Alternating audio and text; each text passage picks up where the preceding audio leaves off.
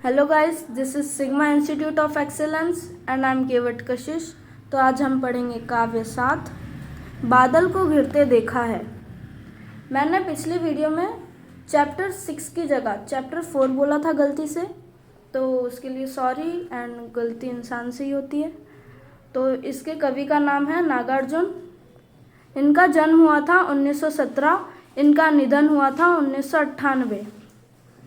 हिंदी के जन्मवादी नागार्जुन का जन्म ननिहाल सतलखा जिला मधुबनी बिहार में हुआ था। उनका पैतृक गांव तरौनी दरभंगा बिहार में पड़ता है। उनका मूल नाम वैद्यनाथ मिश्र था। उनकी शिक्षा गांव की संस्कृत पाठशाला में, उच्च शिक्षा बनारस में हुई थी।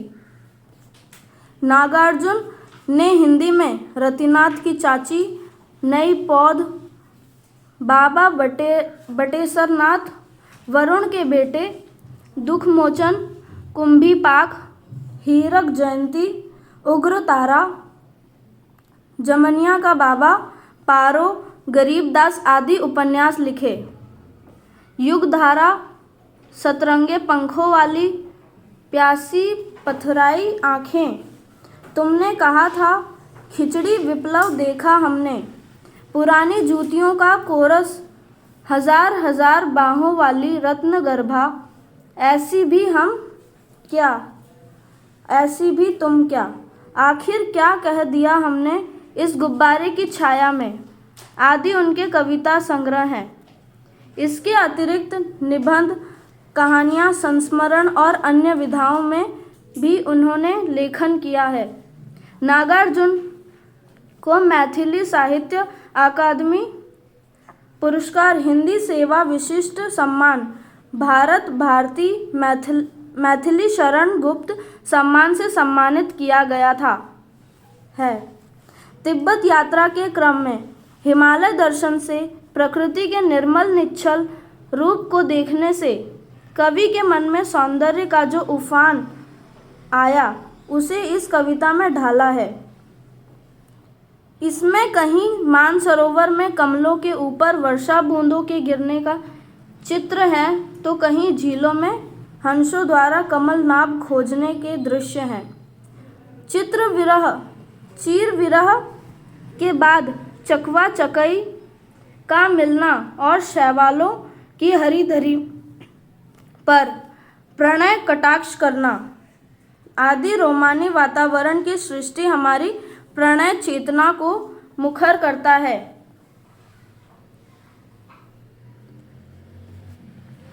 अमल धवल का अर्थ होता है निर्मल और स्वच्छ या उज्जवल।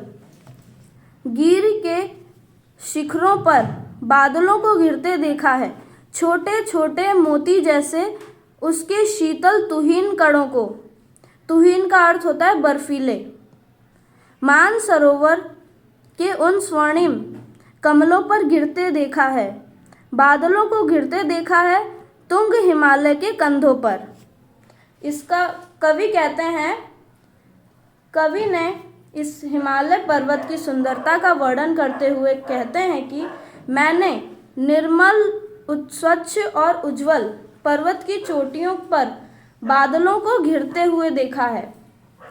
वे कहते हैं कि मैंने बादल से छोटे छोटे मोती, शीतल तुहीन कणों मतलब बर्फीले कणों को, मानसरोवर की झील में कमल के खिले हुए सुनहरे फूलों पर, स्वर्णिम मतलब सुनहरे कमलों पर गिरते हुए देखा है। अब आगे पढ़ते हैं। छोटी बड़ी कई झीलें हैं, उनके श्यामल नील सलील में समतल देशों से आकर पावस की उमस से आकुल, तिक्त मधुर 20 तंतु खोजते हंसों को तीरते देखा है, बादलों को घिरते देखा है। मतलब कवि कहते हैं कि हिमालय की पहाड़ियों में कई छोटी बड़ी झीलें हैं। इन झीलों के समतल क्षेत्र में हल्के काले, श्यामल मतलब काले और नीले जल शलील का अर्थ होता है जल।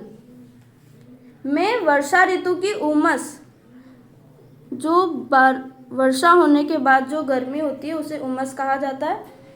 आकुल मतलब व्याकुल या परेशान।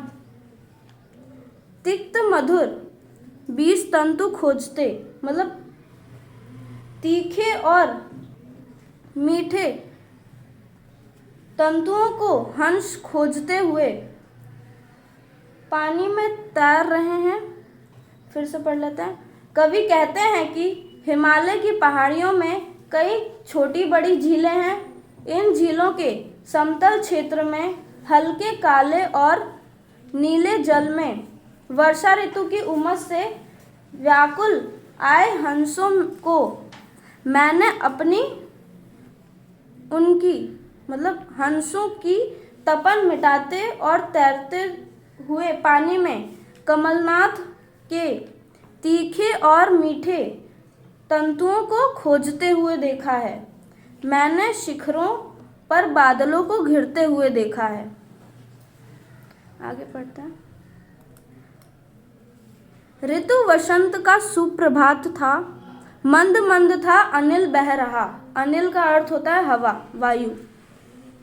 बालारुण की मृदु किरणें थी। बालारुण मतलब बाल सूर्य। अगल बगल स्वर्णाभ शिखर थे। सोने जैसी चमक स्वर्णाभ को कहा जाता है। एक दूसरे से विरहित मतलब विरहित का अर्थ होता है बिछड़ना या अलग होना। अलग अलग रहकर ही जिनको सारी रात बितानी होती। निशा काल मतलब रात्रि का समय के चीर अभिशापित बेबस उन चकवा चकई का बंद हुआ क्रंदन। फिर उनमें उस महान सरोवर के तीरे शैवालों की हरी दरी पर प्रणय कलह छिड़ते देखा है। बादलों को घिरते देखा है। कवि सरोवर के तट के सुनहरे प्रभात या सुबह का वर्णन करते हुए कहते हैं कि वसंत का यह सुंदर सवेरा था। मंद मंद शीतल हवा चल रही थी। बाल सूर्य की कोमल कोमल किरणें चारों ओर फैल रही हैं। उनका सुनहरा प्रकाश पर्वत शिखरों पर पड़ रहा था, इसलिए यह शिखर सुनहरी आभा से चमक रहे थे। यह शिखर अगल बगल ही थे। आसपास होने से सोने जैसी चमक दिखाई देती थी।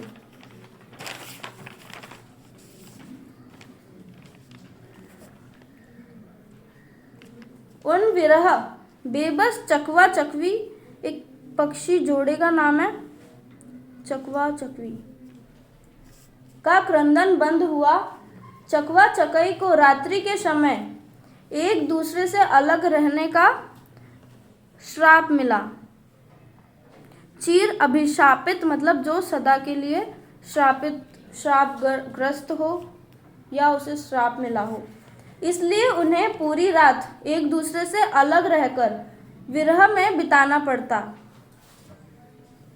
सुबह होने पर श्राप का प्रभाव खत्म होता और पक्षी वापस मिल जाते।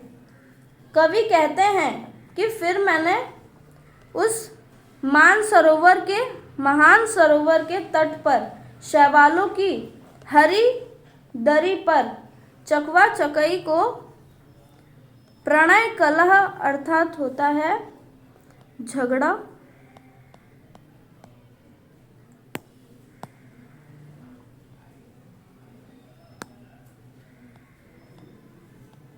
हैंडराइटिंग अच्छी नहीं है। प्रणय कला अर्थात होता है झगड़ा छेड़ते हुए देखा है। मैंने पर्वत शिखर को बादलों से घिरते हुए देखा है। तो चैप्टर खत्म होता है guys. Thank you for watching.